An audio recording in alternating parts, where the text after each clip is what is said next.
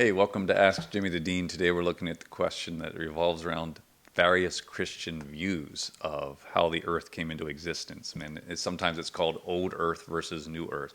And you might be sitting there, if you're a Christian believer, and thinking to yourself, wow, I really hold my view dear, and I can't see how it's not absolutely important or foundational to whole other things we think about God. But I want to make sure I take a moment to unpack the dominant different views that are out there so you can get a little bit of a glimpse of why Christians might land in a different place. To do that, I want to introduce a little equation to you. First of all, an evolutionary view of the world believes it goes something like this: time plus chance plus matter. So over time, something happened that was random, and it combined matter to create the world we know in. But Christians go, hold a second, no. When we read our scriptures, we see God in the place of chance. Now, let me redo that phrase then, right? So then you have God plus matter.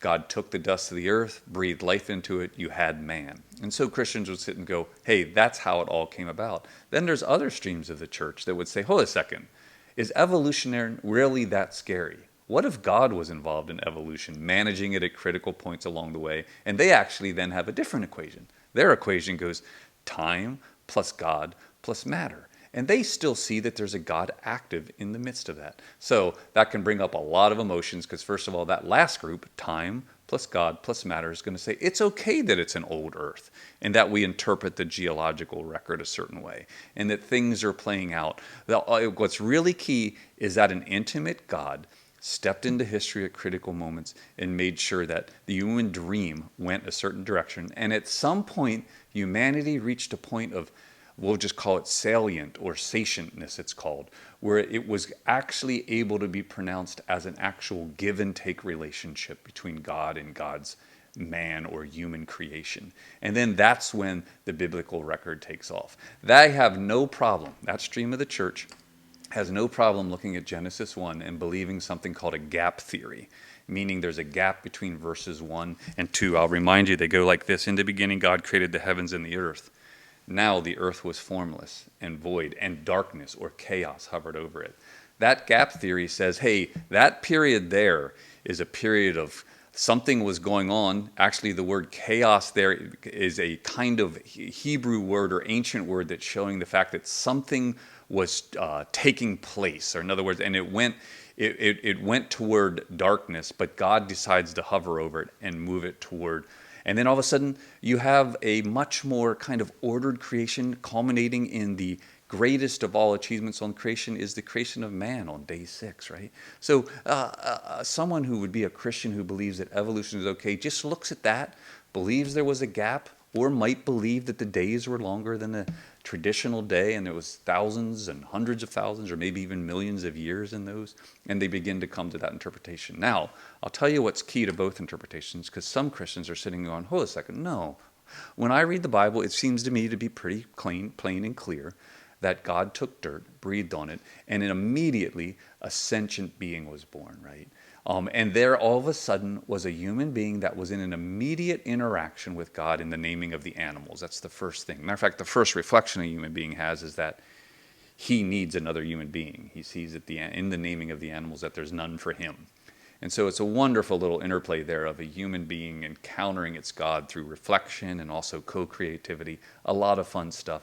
And some people sit and say, hey, that's all you need. Now, that group then has to answer questions about the geological record. And believe me, that group can put forth a detailed argumentation for how the earth used to have an ice layer around it called a firmament, and when the waters of the deep were released, which would have been warm waters, it brought the firmament layer down, which calculations would be about enough to cover the earth, even its highest peak amount of water, right? And then they could argue like, hey, the reason the earth looks so stressed is because it was actually under deep water.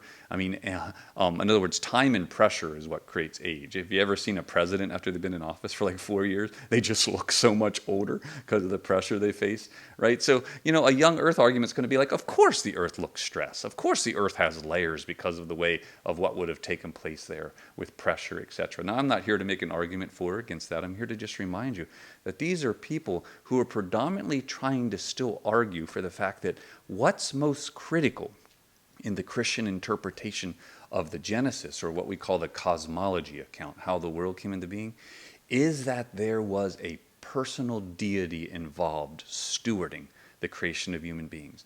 Very different than the Babylonian epic poems like Enemu Elish called When on High, when you have humanity being created out of most of the cosmology stories of the day. Humanity's created out of a cataclysmic problem or created as an afterthought to soothe little demigods who are frustrated.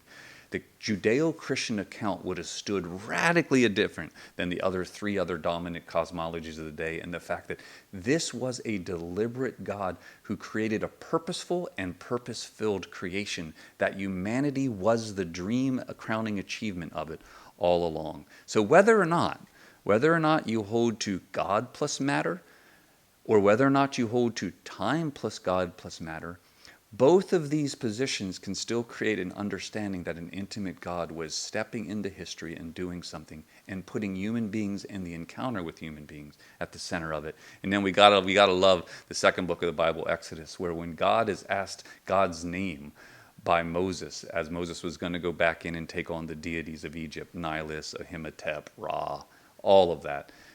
Moses asked God for his name, and I love what God says here. He says, "My name is I am."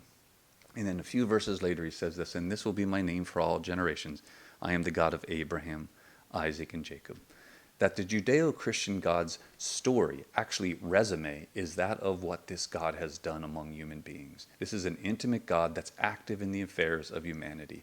And I think no matter where you land, by the way, I'm not going to tell you where to land, I'm just giving you a hint, that whether you land that God and matter in a climactic moment created a sentient, fully sentient human being, or whether or not time plus God plus matter did over time, the key thing here is that we have a God who's stepping into history and creating human beings. Now, maybe in another time I'll go into some of the fun stuff around how we react to different words that are found in those creation accounts. It might push you more toward one of those views or another. But just for today, I'll remind you that one of the critical things to remember is that many of the Christians, the key thing to remind ourselves is the opening passage of the Bible remind us about a God who cares about humanity and reached into history. So, hey, that's a little bit from Ask Jimmy the Dean. Have a great one.